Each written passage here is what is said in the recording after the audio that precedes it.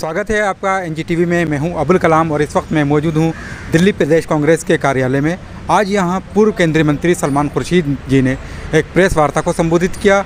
यहां कई उन्होंने अहम जो इश्यूज़ उठाए, ख़ास तौर पर दिल्ली दंगे 2022 में हुए थे, उनके जो आरोपी जो बनाए गए थे अल्पसंख्यकों में से, उन पर सहानुभूति को लेकर बात की।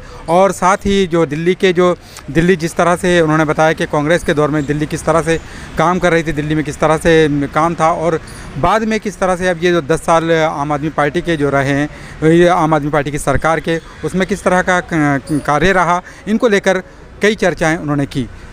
आइए देखते हैं प्रेस कॉन्फ्रेंस में और उन्होंने क्या कहा।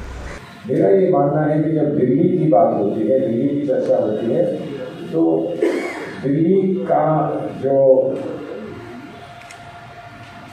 आम लोगों का एटीट्यूड है, हमारी जो अपने बारे में, समाज के बारे में जो हमारी राय है, जो हमारी अपेक्षाएं हैं, जो हम उम्मीदें करते हैं, और हम उम्मीद करते हैं कि ऐसा वातावरण हमको रहने के लिए मिलेगा, हमारे बच्चों को रहने के लिए मिलेगा, तो उसमें कभी कभी राजनीतिक पहलू आते हैं, यकीनन आते हैं कि हम किस दृष्टि से अपने राजनेताओं से अपेक्षा करते हैं कि वो हमारे समक्ष पेश आए, हमारी उनसे क्या उम्मीदें हैं, क्या अपेक्षाएं हैं, और जितने वो उस पर समय पर उतरते हैं, उस पर वो सही बात कहने में सक्सेसफुल होते हैं, कामयाब होते हैं। दिल्ली पर ऐसा लगता है कि चुनाव के समय कुछ लोग, कुछ व्यक्ति, कुछ वर्ग जो है वो बहुत महत्वपूर्ण हो जाते हैं। आपने इस बात को हमारे मंच से पहले भी सुना है, आज फिर इस बात को दोहराने का ये मौका आया है, और वो ये है कि बहुत सारे लोग अन्य दलों में, और जब मैं अन्य दल कहता हूँ तो कितने अन्य दल हैं दिल्ली में जो ये करते हैं, और वो दल आज किस बात का बखान कर रहे हैं, थोड़ा उस पर हम चाहते हैं कि थोड़ा प्रकाश डालें। अल्पसंख्यक समुदाय के लिए आज विशेष चिंता व्यक्त की जा रही है। अल्पसंख्यक में गरीब भी होते हैं, मिडिल क्लास भी होते हैं, अमीर भी होते हैं, और अल्पसंख्यक जो गरीब हैं वो दूसरे गरीबों से अलग नहीं है।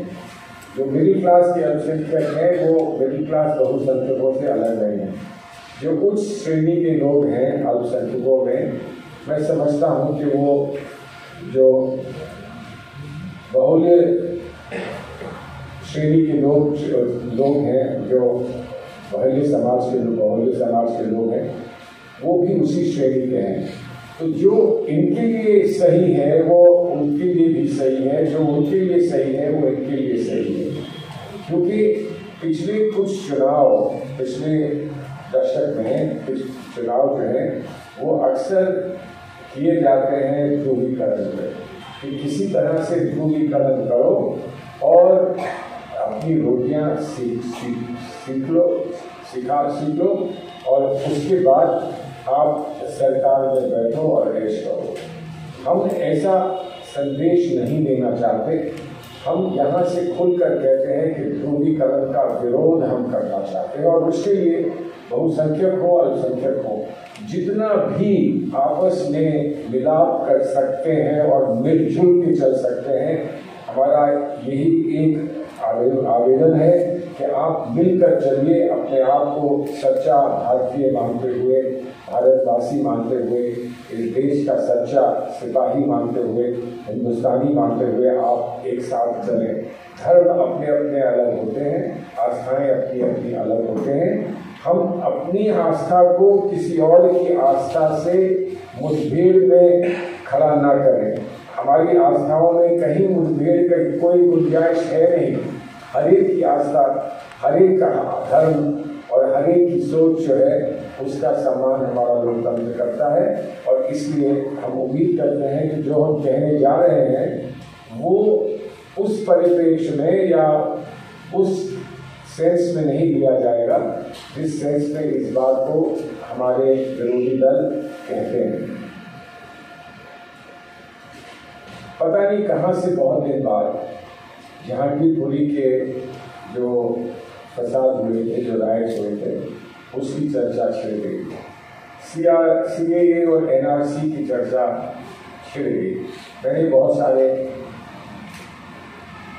CAA के और NRC के केसेस में भाग लिया है, बहुत सारे लोगों के लिए, बहुत सारे लोगों के, बल्कि आज सुप्रीम कोर्ट ने एक केस छोड़कर अपने नौजवान साथियों के कंधों पे वो लेकर मैं यहाँ आप लोगों से वार्ता करने आया हूँ। वो भी तभी का केस है, 4 साल पहले का केस है। आज तक वो लोग हिरासत में हैं। तो जो हिरासत में है उसको हिंदू, मुसलमान, सिख और ईसाई ना समझें। जो हिरासत में है उसको इंसान समझें। जो भी है, जिस धर्म से भी वो जुड़ा हुआ है, उसको ये माने कि एक इंसान आज हिरासत में है, और क्या हिरासत में वो होना चाहिए कि नहीं होना चाहिए, ये एक बड़ा सवाल है।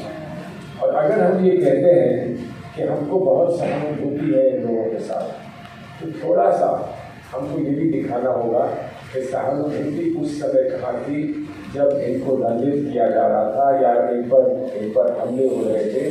अली जामिया यूनिवर्सिटी में नौजवानों पर हमले हुए, उसमें सब मुसलमान नहीं थे, सब अल्पसंख्यक नहीं थे। वो वहाँ की यूनियन के बच्चे थे, वो वहाँ के नौजवान साथी थे, और उन्होंने कभी आपस में ये नहीं कहा कि तुम किस धर्म से जुड़े हो, हम किस धर्म से जुड़े हैं। उन्होंने सिर्फ ये कहा कि यूथ मूवमेंट के हम सिपाही हैं, और यूथ मूवमेंट के सिपाही हम एक साथ रहेंगे चलेंगे। हो सकता है कि किसी को शिकायत थी कि वो रास्ता बंद कर रहे हैं, किसी को शिकायत थी कि वो बस को रोक रहे हैं, हो सकता है शिकायत हो, लेकिन शिकायत का जवाब लाठी मार मार के लोगों के सर तोड़ना नहीं है। और जब सर टूट रहे थे तब हम लोग कुछ लोग वहाँ थे, लेकिन आज जो सहानुभूति दिखा रहे हैं वो कहाँ थे?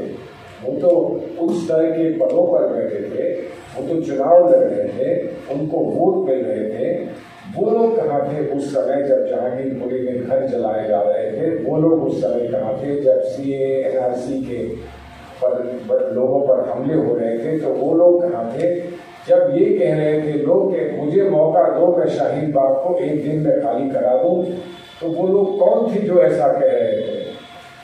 नाम लेते हैं तो लोग नाराज हो जाते हैं कि हमारा नाम ले दिया, लेकिन नाम वहाँ लेने की आवश्यकता क्या है जहाँ आप खुद जानते हैं कि वो कौन है, जिन्होंने ऐसा कभी कहा और ऐसा करने का प्रयास किया। लोगों ने दुनिया में ये माना कि जो शाहीन बाग का प्रोटेस्ट था वो जैसे साउथ अमेरिका में, जैसे और जगहों में पीपल्स मूवमेंट, प्रोटेस्ट मूवमेंट्स होती हैं, जैसे वियतनाम वॉर के खिलाफ अमेरिका में यूनिवर्सिटीज़ के कैंपसेस पे प्रोटेस्ट मूवमेंट्स हुई। वहाँ तो कोई नहीं मुसलमान और हिंदू थे, वहाँ तो स्टूडेंट्स ही थे, वहाँ तो वो लोग भी वही लोग थे जो ये समझ रहे थे कि उनकी सरकार उनकी डेमोक्रेटिक राइट्स छीन रही है।